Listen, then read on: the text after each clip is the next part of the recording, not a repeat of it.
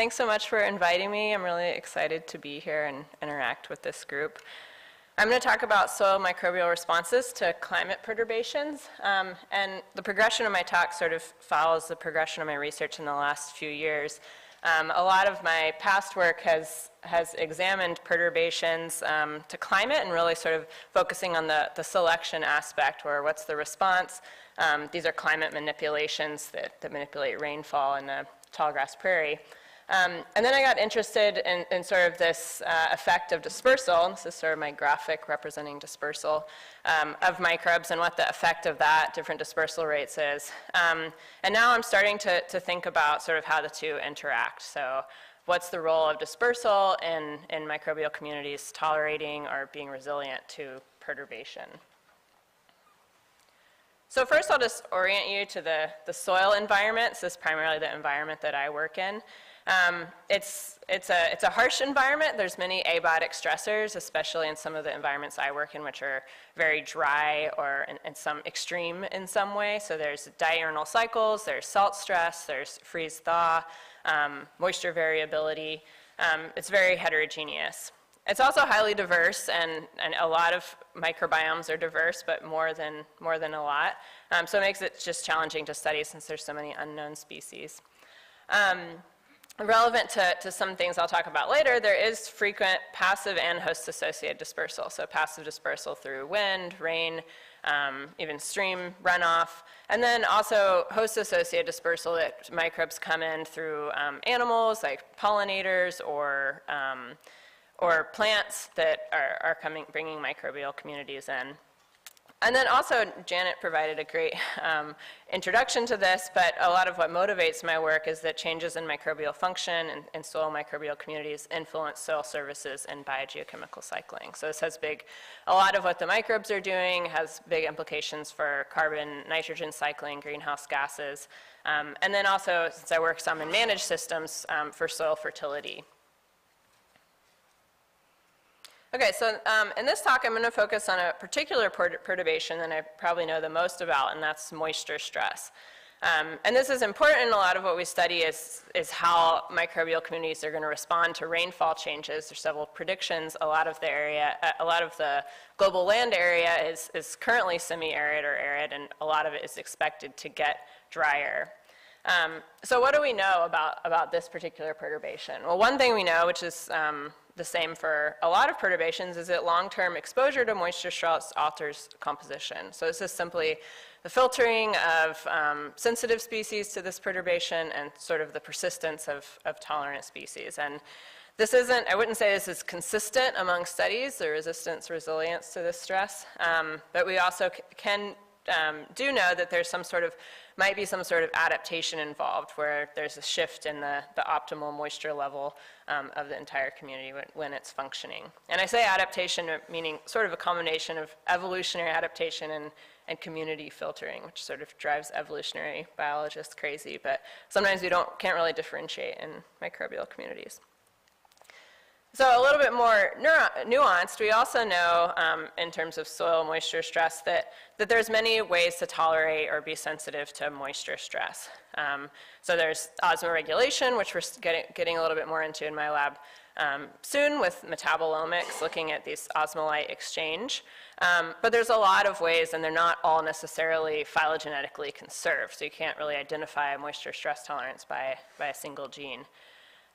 The costs of these strategies are also sort of elusive, and this is challenging when we're trying to study these according to traits and trade-offs, and we can't really identify a cost of something like osmoregulation. We don't really know sort of what the trade-off is there. Another thing is that we found that indirect effects of drought are important. So, for example, the response of plant community to drought that may change the plant species composition may be a bigger driver of microbial community change than just a direct effect of, say, drought itself. So those are kind of all interactions we have to think about in soils.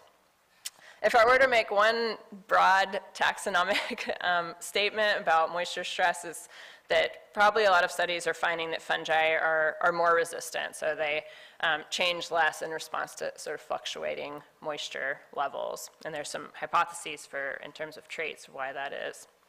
And then finally, we know that it's not only the amount of moisture or amount of rain or water that soils received, but also the timing. So this is important in a lot of environments where timing or fluctuation of a certain climate variable or abiotic factor is just as important as sort of the amplitude or how high, what that value is of high and low. And I'll actually talk briefly about a study that looked at just that. This is the rainout shelters that I showed on the first slide, and these shelters, which are at Kanza Biological Station, actually alter the timing of rainfall. So they extend the dry period between rain events, and then they create sort of a larger rainfall event when rainfall happens. So this project primarily focused on biogeochemistry and plant responses to this predicted climate change. But we looked at microbial communities under these stresses and first found that we could say that exposure to extreme rainfall patterns or more extreme patterns alters composition. So that was strong evidence that at least this timing rather than just amount mattered to microbial communities. But we tried to take it a step further to sort of understand ecological response and try to build off some of these conclusions. So the way we did this was by clustering taxa by life history strategy, and this really revealed sort of an intuitive or predictive ecological adaptation of these communities over time as they're exposed to this stress. So I'll just briefly go through what we found.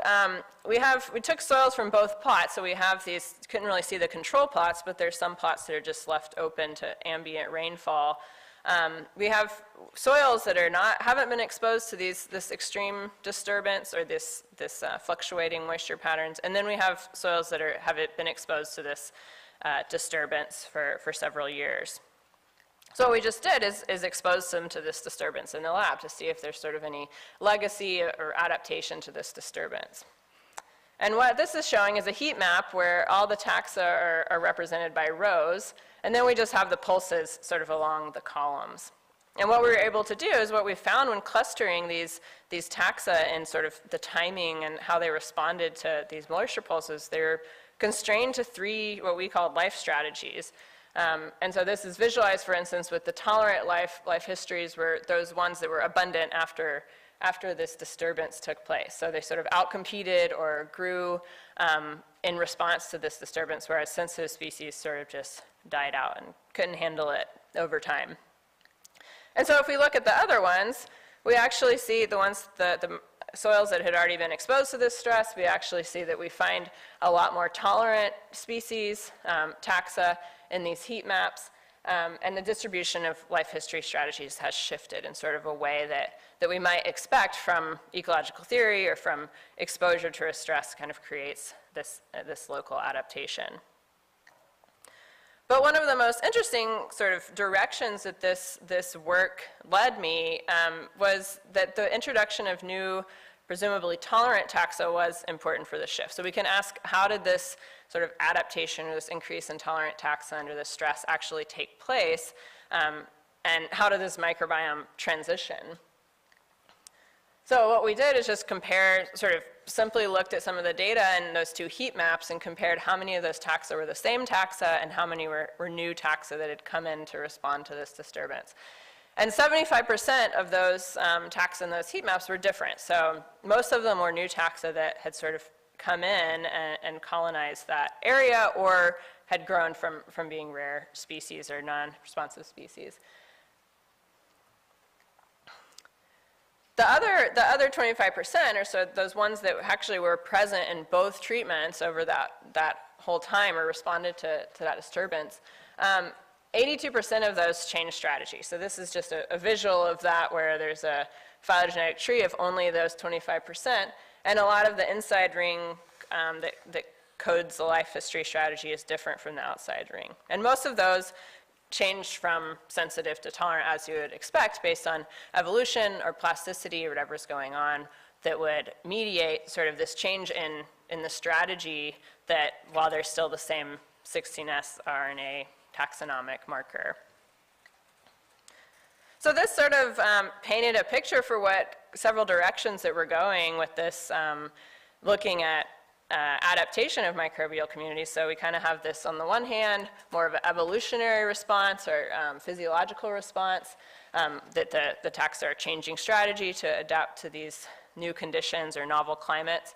And then there's also, as a lot of people know, there's community filtering, which also what we found in this case may be a little bit larger of an effect in mediating this adaptation. And so what this got me interested in is sort of thinking about some of these controls. So how can we think about the constraints on both of these processes to understand sort of how quickly this occurs and under what conditions might adaptation or change in function or change in composition occur, and what conditions might it not, and sort of trying to get a little bit more predictive about some of these studies that show resistance versus resilience in microbial communities. So this got me thinking a lot more about just dispersal in general. And dispersal is, as a lot of you probably know, very hard to study. And not only can we not really track a microbe because if we label it, can't find it later, you know, we have to use a lot of these inference-based approaches, statistical approaches where we're comparing kind of source and sink patterns in terms of what is moving from one environment to the other. It's also difficult to manipulate dispersal, so you can't get at a lot of these kind of causal or isolate this variable as a driver of the dynamics that we see. So we wanted to look into this using a trait-based model, and DEMENT is a model developed by Steve Allison. And it's a really neat way to look at the relationship between trait distributions and function and community filtering. So in this model, individual taxa are assigned a suite of traits, and it's almost like the real environment where there's realistic trait distributions that are given to each taxa, and then they're sort of left to filter on their own. It's a highly parameterized model that really resembles sort of a realistic environment. So they're filtered by traits in a given environment, so this is sort of just the taxa abundance over time, and you might expect a lot of them to be there at the beginning, but you know, several of them just don't really get a great draw in the right traits for that environment, so they're just filtered. And then what we did is incorporate dispersal into this model. So we created scenarios where there is high versus low dispersal, and this was modeled just in sort of a passive dispersal way. So we started pretty simplistically, where it's just sort of a discrete event of random dispersal where there was no relationship between species identity and dispersal ability. So we're really interested in sort of just this variation in rate. And I can talk more about this study. Basically in this talk, I kind of just wanted to show it as proof of concept that dispersal really greatly affects species composition and trait. So this dispersal rate had a big effect on the composition patterns that we see, and presumably those that we see in empirical studies. So at low dispersal rates, we saw higher stochasticity in community composition, likely due to drift, so communities were less predictable in repeated scenarios. They also reached less optimal trait values, and this is sort of some work that we're starting to do now, looking at traits and function and the outcome of that. At high dispersal, we saw stronger environmental selection, so community composition was more strongly correlated to the environment that they were in. And we also saw, you know, in some studies, if we have very, very high dispersal rates, we might see sort of a stronger signal of the dispersing community, or almost sort of a swamping of this signal of the environment. And we didn't really see that, and probably because microbes turn over very fast, their selection pressures are strong. So we saw selection even at high dispersal rates. We also saw that in comparison to the low dispersal, that higher functional potential was able to be met for many traits. So this x-axis represents a trait that is important for microbial survival. This was actually able to reach sort of a higher rate, possibly because there's kind of more opportunity for selection, more specialists that were coming in, just like in the life history strategy study. Okay, so now I'm going to talk about some preliminary data from a small study that asks how these two might interact. So we're asking the question of, does dispersal play a role in adaptation to drought? So trying to kind of connect some of this past work to some of the theoretical work on dispersal rates. So what we did is basically overlay the two of these. So we have dispersal happening, and we have a dispersal and dispersal limited treatment, and then we have a drought and no drought treatment. It was pretty simple design. And the way we do this was also pretty low tech. We just collected precipitation in a sterile way, so in sterile containers. And this also represents not only the microbes that we've found that are in rain, but also the ones that are in air. So we didn't really try to separate those two dispersal vectors.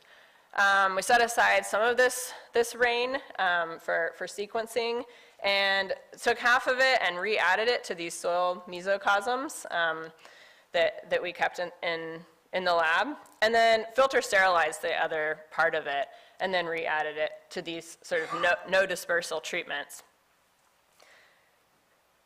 So this is just showing a plate of the microbes that we found in rain, and just also showing that sort of our filter sterilization was pretty successful. Even over a few days, we see lots of different bacteria and fungi that are growing just from a rain sample of one rain event. So we have this setup where some cores, some mesocosms receive rain with microbes, and some receive sterile rain. So on top of this, we put a second factor of drought. So half of the cores also got 25% of ambient rain re-added, half of them just got full amount of water. So the first thing that was interesting from this study is just that there was high variation in community composition of air and rain microbes. We conducted this study over several events over about 6 months. And so we ended up with a lot of rain events, and there really wasn't any relationship between date or how close in time those rain events were and community composition. And there also wasn't a relationship with precipitation type. So rain versus snow, microbial communities weren't necessarily more similar. But you can really see, plotting these soil communities on this NMDS plot really illustrates how much variation we see. These are two different soil types, soil communities in this strongly selecting environment, and we have just this tremendous variation over time. Okay, so perhaps because of this, the rain communities are very they vary, but they also are pretty low abundance, at least an order of magnitude lower in sort of cell density than soil. So we might not expect to see a lot of those rain microbes actually establish in soils, especially in soils that are already colonized by microbes. And so when we first started looking at this, we noticed we didn't really see a large signature of rain microbes in soils when we just sort of compared who's there. So on average, these indicator species that kind of made up a core of the rain microbes over time were really only in about 5% of abundance in soil communities or lower. We did see that some treatments had higher rain microbes, so it suggests that maybe there's kind of there's certain environments that are more effective for rain microbes to colonize or for these air microbes to colonize. For instance, the drought-exposed cores, we saw more rain microbes there. Similarly, in sort of the open niche space idea that sterilized soil had more rain microbes than non-sterilized, and clay soils had higher colonization than sand. But importantly, we didn't really see a difference in these dispersal treatments. So sterilizing this dispersal vector versus not didn't really have an effect on how many were there. So we're sort of, maybe this isn't going to be a big effect on maintaining biodiversity in soils. But in a lot of the other metrics that we've measured, and we looked at a lot of properties, we found that dispersal treatment significantly altered these soil properties, and this is showing composition. So here we see the dispersal treatment, so rain versus sterile rain in open and closed dots, and then drought is represented in red and blue. So we see that there's this effect of dispersal treatment, and even though that rain microbes aren't necessarily explaining this difference in community composition, there's an effect of limiting dispersal on sort of the extent or soil communities. So it suggests that, or the other thing this suggests is we have an effect of drought too. So if we concentrate on the red and blue points in this case, The effect of drought, the mean distance between these clusters, is actually higher in the rain or in the high dispersal treatments. So it suggests that similar to some of the modeling work, that maybe with more dispersal, there's sort of more opportunity for selection, that microbes sort of that are experiencing this dispersal become more different than those that are under dispersal limitation. But what really, to link it back to kind of the microbial function or resilience, what we really wanted to know is if there's evidence that rain actually helped introduce more tolerant taxa, or that there's this interaction between dispersal and response to perturbation. So I'll just show a couple of things that are sort of metrics of this for now, one being microbial biomass. So we might expect that if dispersal was really helping those communities respond to stress and be more resilient to this moisture stress, we might expect that under rain or under high dispersal, there's less of an effect of drought on microbial biomass, so it's less detrimental. And we kind of see that, so there's this smaller effect on biomass, larger effect on biomass, but it's really not statistically significant. There is a lot of variation in biomass across these cores, but that's what we'd expect to see. If we look at another sort of metric of fitness or functional potential, we can look at functional diversity. So this is simply how many different compounds that whole community was able to degrade. And so cores that received rain and that were not under drought were sort of still degrading a lot of different compounds. And then all the rest of the treatments were much reduced. So this, again, doesn't really provide strong evidence that there's this rescue effect of dispersal, but it does kind of illustrate that the effect of drought is almost in the same magnitude for many of these properties as sort of just limiting dispersal. So I'll just sum up this last study, since that was sort of, some of these ideas are a little bit half-baked at this point. That was, by the way, just showing 16S data. We're looking at fungi as well, and a few other ongoing assessments of desiccation tolerance and physiology in the lab. So the main conclusions we found was that passive dispersal colonizers, so these just colonizers through rain and wind, play a role in maintaining soil diversity. And it's a little bit more nuanced than just supplying rain microbes. So we're not seeing that they just add to it, and when we take them away, they're not there anymore. We also found that dispersal alters the effect of drought, but there's not really strong evidence that it aids in adaptation, but sort of trending that way.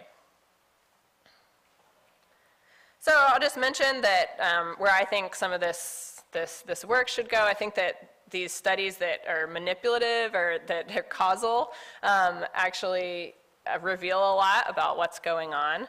But we're trying to scale up in sort of a larger ecosystem now. And in this ecosystem that we're learning a lot about, it's a hyper-arid desert, so there's a lot of abiotic stress, high UV, very little rain. And there's also these dispersers coming in through wind, but also through coastal fog. So there's these ocean microbes that end up in this hyper-arid, bizarre environment, sort of have no business being there, but they then contribute to some of the biodiversity and the decomposition that's happening here. And we're actually finding relevant to some of the work I've learned about so far here that a lot of these microbes are actually driven by humidity changes, which is not really something that we've thought about a lot in environmental or in sort of thinking about responses of microbes to climate change perturbation. So I just thought I'd end by identifying some, what I see as sort of cross-cutting needs in this field. I think some of what I concentrate on is the use of assembly theory or ecological theory to get kind of more predictive and thinking about when communities change in response to perturbation, when they don't, and how that links to function. As many people recognize, that composition alone is still sort of insufficient for understanding response to perturbation. Really thinking about these traits and these tolerant strategies is going to be important. Dispersal rate can significantly alter compositional patterns, so we showed that empirically and through models, but there really needs to be a lot more sort of theoretical work to understand what's happening there, what's happening with when something colonizes, when it's not really a colonizer, it's more of a rare microbe that's there and growing. And then finally, this last study showed that there's a need to integrate this dispersal into our understanding of microbial resilience. So almost thinking about a combination of some of these small scale manipulation or stress studies with kind of an understanding of biogeography. Okay, so that's all I have. Thanks.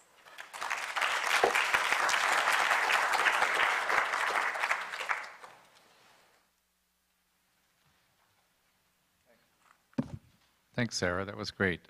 Dispersal is a really key thing. I hope we come back to that in our discussions. Our next talk is by Dr. Shelley Miller at the University of Colorado. Shelley is professor of mechanical engineering at the University of Colorado at Boulder, and she's worked on a wide variety of topics involving the microbiome of the built environment and health implications thereof. Today she's going to tell us about the effect of geographic location on the composition and function of indoor microbes.